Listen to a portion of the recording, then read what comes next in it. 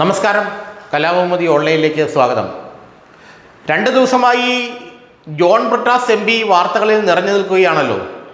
കേന്ദ്ര മാനവശേഷി വികസന മന്ത്രി ധർമ്മേന്ദ്ര പ്രധാൻ രാജ്യസഭയിൽ പറഞ്ഞൊരു വാചകമാണ് ബ്രിട്ടാസിനെ വീണ്ടും താരമാക്കിയത്. PM ശ്രീ പദ്ധതി നടപ്പാക്കുന്നതുമായി ബന്ധപ്പെട്ട് കേരള സർക്കാരും കേന്ദ്ര സർക്കാരും തമ്മിലുള്ള ഇടപാടിന് മധ്യസ്ഥനായി പാലമായി വർത്തിച്ചത്, അല്ലെങ്കിൽ കേന്ദ്ര സർക്കാരും കേരള സർക്കാരും തമ്മിലുള്ള ആശയവിനിമയത്തിന് പാലമായി വർത്തിച്ചത് ജോൺ ബ്രിട്ടാസ് MP ആയിരുന്നുവെന്നും അക്കാര്യത്തിൽ അദ്ദേഹത്തിനോട് നന്ദിയുണ്ടെന്നുമാണ് ധർമ്മേന്ദ്ര പ്രധാൻ പറഞ്ഞത്. ഇതോടുകൂടി വലിയ തോതിലുള്ള വിമർശനങ്ങൾ ജോൺ ബ്രിട്ടാസിനെതിരെ ഉയർന്നു വരികയുണ്ടായി. BJPയും CPMും തമ്മിലുള്ള പാലമാണ് ജോൺ ബ്രിട്ടാസ് എന്നും അതിനുവേണ്ടിയാണ് ബ്രിട്ടാസിനെ പിണറായി വിജയൻ ഡൽഹിയിലേക്ക് അയച്ചതെന്നുമാണ് UDF നേതാക്കളടക്കം പറയുന്നത്. ലീഗിൻ്റെയും കോൺഗ്രസിൻ്റെയും നേതാക്കൾ അല്ലെങ്കിൽ സൈബർ അണികൾ അപ്പോൾ തന്നെ സോഷ്യൽ മീഡിയയിൽ ഇറങ്ങി ജോൺ ബ്രിട്ടാസിനെ മുന്ന എന്നുവരെ വിളിച്ച്, എമ്പുരാനിലെ കഥാപാത്രമായ മുന്ന എന്നുവരെ വിളിച്ച് ആക്ഷേപിക്കുകയും അദ്ദേഹത്തിനെതിരെ തുറന്ന സൈബർ ആക്രമണം നടത്തുകയും ഉണ്ടായി. എന്നാൽ ഇന്ന് മുഖ്യമന്ത്രി പിണറായി വിജയൻ ഒരു കാര്യം അസന്നിഗ്ധമായി പറഞ്ഞു.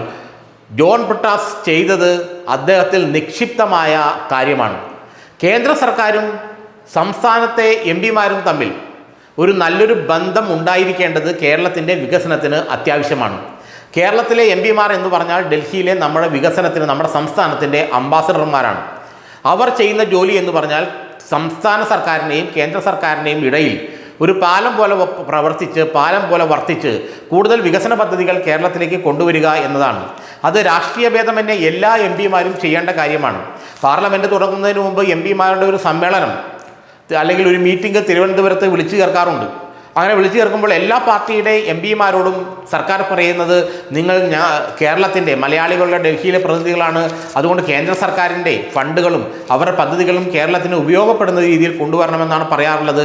യഥാർത്ഥത്തിൽ ജോൺ ബ്രിട്ടാസ് ഇവിടെ ചെയ്തത് എന്താണ് സർക്കാർ ആഗ്രഹിച്ചത് എന്ന് വെച്ചാൽ കേന്ദ്ര ഗവൺമെൻറ്റിൻ്റെ പദ്ധതികൾക്കിടയിൽ പദ്ധതികൾ കേരളത്തിലേക്ക് കൊണ്ടുവരാനും കേന്ദ്ര ഗവൺമെൻറ്റിൽ നിന്ന് കൂടുതൽ സഹായം വാങ്ങിക്കാനും കേന്ദ്ര സർക്കാരുകൾക്കിടയിൽ പാലം പോലെ പ്രവർത്തിക്കേണ്ടത് ബ്രിട്ടാസിൻ്റെ കടമയാണെന്നും ആ കടമയാണ് അദ്ദേഹം നിറവേറ്റിയതെന്നും അതിൽ അദ്ദേഹത്തെ ക്രൂശിക്കേണ്ട ഒരു കാര്യവുമില്ലെന്നാണ് ഇന്ന് മുഖ്യമന്ത്രി പിണറായി വിജയൻ എറണാകുളത്ത് പറഞ്ഞത്. അതിൻ്റെ അർത്ഥം മറ്റൊന്നുമല്ല, ജോൺ ബ്രിട്ടാസിനെ നിങ്ങളെന്തൊക്കെ പറഞ്ഞാലും ഞാൻ കൈവിടുന്ന വിഷയമില്ല. കാരണം ഞാൻ തന്നെയാണ് ജോൺ ബ്രിട്ടാസിനെ ഡൽഹിയിലേക്ക് അയച്ചത്.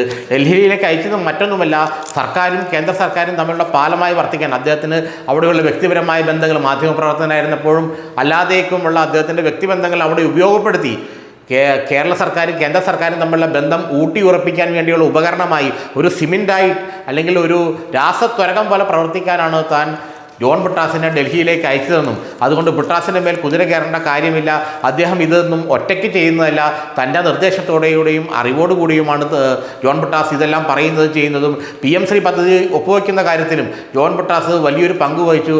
അത് പാർട്ടിയുടെ നിർദ്ദേശപ്രകാരം തന്നെയാണ് അദ്ദേഹം അത് ചെയ്തത്. അതുകൊണ്ട് പാർട്ടിക്കുള്ളിൽ നിന്നും മുന്നണിക്കുള്ളിൽ നിന്നും പുറത്തു നിന്നും ആരും ജോൺ ബ്രിട്ടാസിൻ്റെ മേൽ കുതിര കയറണ്ട എന്ന വ്യക്തമായ ഒരു സന്ദേശമാണ് ഇന്ന് മുഖ്യമന്ത്രി നൽകിയത്. ഇതിനെക്കുറിച്ചുള്ള ചോദ്യങ്ങൾ ഉയർന്നു വന്നപ്പോഴെല്ലാം മുഖ്യമന്ത്രി പറഞ്ഞത് മറ്റൊന്നുമല്ല, ജോൺ ബ്രിട്ടാസ് ചെയ്തത് വളരെ മാതൃകാപരമായ കാര്യമാണ്. കേരളത്തിലെ ഓരോ MPയും ചെയ്യേണ്ട കാര്യം തന്നെയാണ് ജോൺ ബ്രിട്ടാസ് ചെയ്തത്. കാരണം അതിനുവേണ്ടിയാണ് അദ്ദേഹത്തെ ഡൽഹിയിലേക്ക് അയച്ചത്. PM ശ്രീ പദ്ധതി ആയിക്കോട്ടെ, മറ്റ് കേന്ദ്ര ഗവൺമെൻറ് പദ്ധതി ആയിക്കോട്ടെ, അതെല്ലാം കേരളത്തിൽ നടപ്പാക്കുവാനും അതിൻ്റെ ഫണ്ടുകളെല്ലാം കൃത്യമായി വാങ്ങിച്ചെടുക്കുവാനും ഈ ജോൺ ബ്രിട്ടാസ് തൻ്റെ കഴിവും പ്രാപ്തിയും അവിടെ ഉപയോഗിക്കുന്നുണ്ടെന്നും അതിൽ താൻ സംതൃപ്തനാണെന്നും പിണറായി വിജയൻ പറഞ്ഞു കഴിയുമ്പോൾ പിന്നെ അതിന് അപ്പുറം ആര് എന്തു പറയാൻ?